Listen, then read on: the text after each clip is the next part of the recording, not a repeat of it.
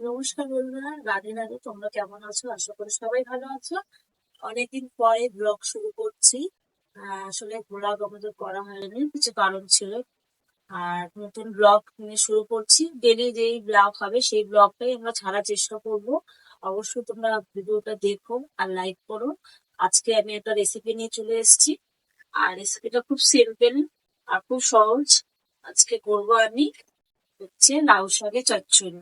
দেখে নাও, লাউ শাকটা নিয়ে চলে এসেছি। লাউ শাক কেটে রেখেছি, আর আলু বেগুন কেটে রেখেছি, নিয়েছি চিংড়ি মাছ।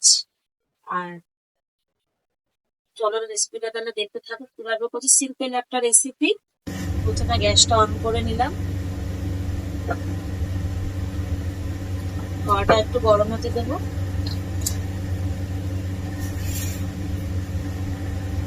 কড়াটা গরম হলে দিয়ে দেবো সর্ষের তেল।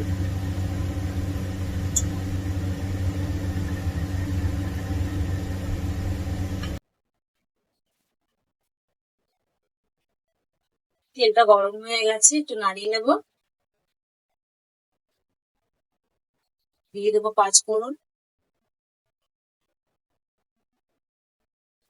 স্বাদ অনুযায়ী দেবে, যতটা পরিমাণ সেই অনুযায়ী দেবো পাঁচ ফোড়নটা। দেখো এদিকে চিংড়ি মাছের মধ্যে হলুদ নুন নিয়ে মাখিয়ে নিচ্ছি।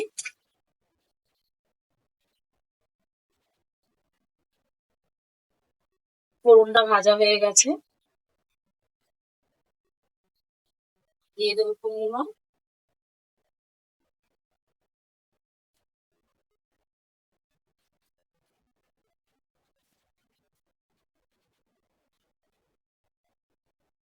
তারপর চিংড়ি মাছটা ভাজা ভাজা হয়ে গেছে, আর একটু ভাজা হবে।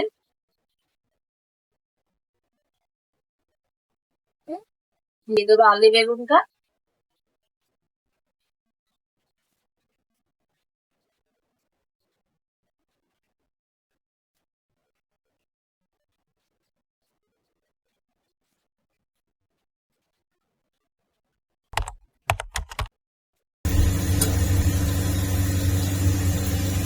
মশলাটা ভাজা ভাজা হয়ে গেছে, নাড়ি চাই নেবো।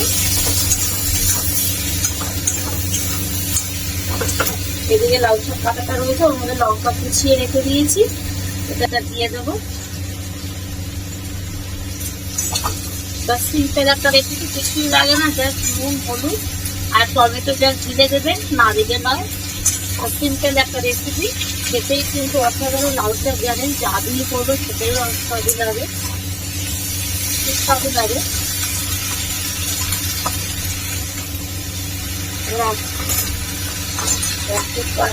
আবারও ঢাকা দিয়ে দেবো। দেখো কতটা জল বেরিয়েছে। আমি একটুও কিন্তু জল দেবো না, এটা এই জলটাতে সেদ্ধ হবে, এই জলটাতে সেদ্ধ হবে, তাতেই স্বাদ হবে। কিন্তু তুমি জল দিলে এটা কিন্তু পাঞ্চে টাইপের হবে। এটা ঢাকা একদম লো ধাপে আস্তে আস্তে করে এটা করবো। আর সবটা হয়ে এসছে, আর একটু হবে। এখনো দেখুন কতটা জল আছে, কিন্তু আমি এক ফোঁটাও জল দিইনি। ঢাকা দেবো।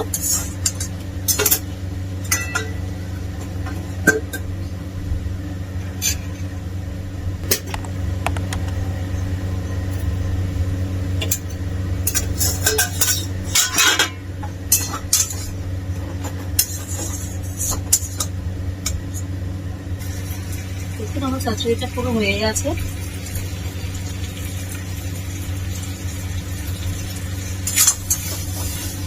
জল দিই,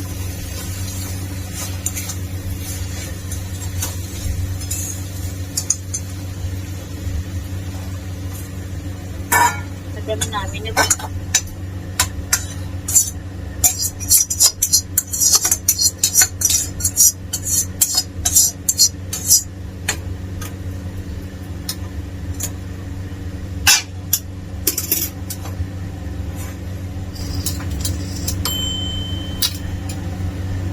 রেসিপিটা আপনাদের কেমন লাগবে অবশ্যই জানাবেন। একদম একটা সিম্পল রেসিপি, আশা করি সবারই ভালো লেগেছে।